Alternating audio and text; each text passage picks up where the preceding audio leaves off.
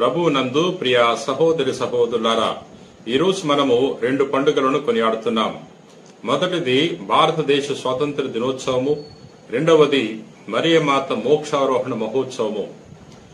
నేటి సువిశేషము లూకాసు వార్త 1వ అధ్యాయము 39వ వచనం నుండి 56వ వచనం వరకు. ఆ రోజులలో మరియమ్మ యూదా సీమలో పర్వత ప్రాంతమున గల ఒక పట్టణమునకు త్వరితముగా ప్రయాణమైపోయెను. ఆమె జకర్యా ఇంటిలో ప్రవేశించి ఎలిజబెత్తమ్మకు వందనవచనం పలికెను. ఆ శుభవచనములు ఎలిజబెత్తమ్మ చెవిని పడగనే ఆమె గర్భమందలి శిశువు ఆనందముచే గంతులు వేసెను. ఆమె పవిత్రాత్మచే పరిపూర్ణురాలయ్యను. పిమ్మట ఎలిజబెత్తమ్మ ఎలుగెత్తి ఇట్లు పలికెను: స్త్రీలందరిలో నీవు ఆశీర్వదింపబడిన దానవు, నీ గర్భఫలము ఆశీర్వదింపబడెను. నా ప్రభువు తల్లి నా యుద్ధకు వచ్చుట నాకు ఎలాగు ప్రాప్తించను? నీ శుభవచనములు నా చెవిని సోకగని నా గర్భమందరి శిశువు ఆనందముచే గంతులు వేసెను.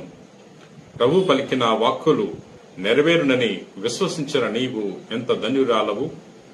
అప్పుడు మరియమ్మ ఇట్లు పలికెను: నా హృదయము ప్రభువుని స్తుతించుచున్నది, నా రక్షకుడైన దేవుని యందు నా ఆత్మ ఆనందించుచున్నది. ఇలయనా తన దాసురాలి దీనావస్థను కటాక్షించెను. క్రీస్తునాథుని యందు ప్రియ సహోదరి సహోదరులారా, ఆగస్టు 15వ తారీఖు మన దేశ చరిత్రలో ఎంతో ముఖ్యమైన రోజు, ఎంతో సంతోషకరమైన రోజు. ఎందుకంటే ఆగస్టు 15వ తారీఖున మనము స్వాతంత్రాన్ని పొందుకున్నాం, స్వేచ్ఛను పొందుకున్నాం. ఈ స్వాతంత్ర్యం కొరకు అనేక మంది పోరాటాలు చేశారు, అనేక మంది త్యాగాలు చేశారు, ప్రాణాన్ని బలి చేసుకున్నారు. వారందరి యొక్క పోరాటాల ఫలితముగా మనము స్వేచ్ఛను పొందుకున్నాం, స్వాతంత్రాన్ని పొందుకున్నాం. ప్రియ సహోదరి సహోదరులారా, కానీ స్వాతంత్ర్యం యొక్క అర్థాన్ని మనం తెలుసుకోలేకపోతున్నాం. మన స్వేచ్ఛ కొరకు, మన సంతోషం కొరకు ఇతరుల యొక్క స్వేచ్ఛకు భంగం కలిగిస్తున్నాం. ఈ స్వేచ్ఛ స్వాతంత్ర్యం యొక్క అర్థాన్ని మనం తెలుసుకోవాలంటే సత్య సువార్తను తెలుసుకోవాలి. ప్రభు తెలియజేస్తున్నాడు, సత్యము మిమ్మలను స్వతంత్రులను చేయును అంటున్నాడు. ఎప్పుడైతే సత్య సువార్తను తెలుసుకుంటామో అప్పుడు ఎదుటివారిని గౌరవించగలుగుతాం. ఈ సత్య సువార్త సహోదర ప్రేమ మనకు నేర్పిస్తుంది. ఈ సహోదర ప్రేమ వల్ల మన దేశంలో శాంతి నెలకొంటుంది, మన దేశంలో ఐకమత్యం నెలకొని ఉంటుంది. ప్రియ సహోదరి సహోదరులారా, అందుచేత ఈ రోజున మన దేశ నాయకుల కొరకు, అధికారుల కొరకు ప్రార్థన చేయాలి.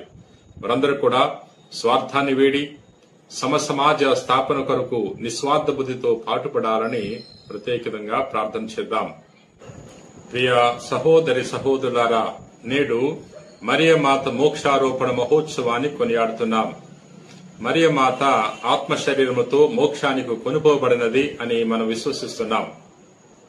ఆదాము పాపం వల్ల ఈ భూలోకములో మరణము ప్రవేశించింది. జన్మ పాపంతో జన్మించిన ప్రతి వారు కూడా మరణిస్తున్నారు. కానీ మరియ తల్లి జన్మ పాపం లేకుండా జన్మించినది కాబట్టి ఆమె యొక్క దేహము నశించదు అనేది మనందరి యొక్క విశ్వాసము. మరియ తల్లి దేవమాత, దేవునికే జన్మనిచ్చింది. ఆమె తన గర్భములో యేసుక్రీస్తు ప్రభు 9 మాసాలు మోస్తుంది కాబట్టి ఆమె యొక్క గర్భము దివ్య మందసము. ఆమె యొక్క దేహము ఎంతో పవిత్రమైనది కాబట్టి ఆమె యొక్క దేహము నశించదు అనేది మనందరి యొక్క నమ్మకము. 12వ భక్తినాథ పాపు గారు క్రీస్తు శకము 1950వ సంవత్సరంలో ఈ విశ్వాస ప్రకటన చేశాడు. మరియమాత ఆత్మశరీరముతో మోక్షానికి కొనుకోబడినదని.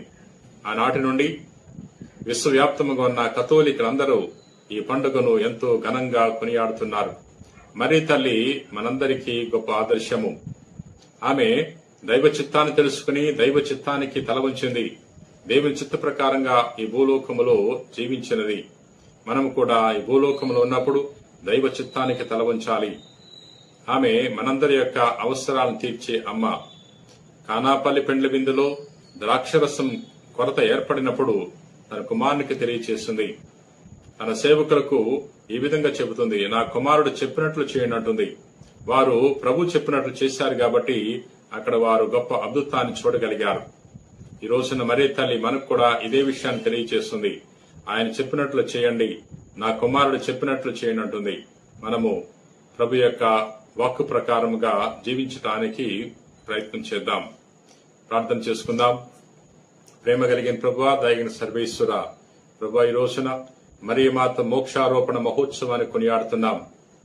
ప్రభువా, మరియమాత ఏ విధంగా అయితే దైవ చిత్తాన్ని తెలుసుకుని దైవ చిత్త ప్రకారంగా భూలోకంలో జీవించిందో అదే విధముగా మేము కూడా ఈ భూలోకంలో ఆ రీతిలో జీవించే భాగ్యాన్ని దయచేయండి.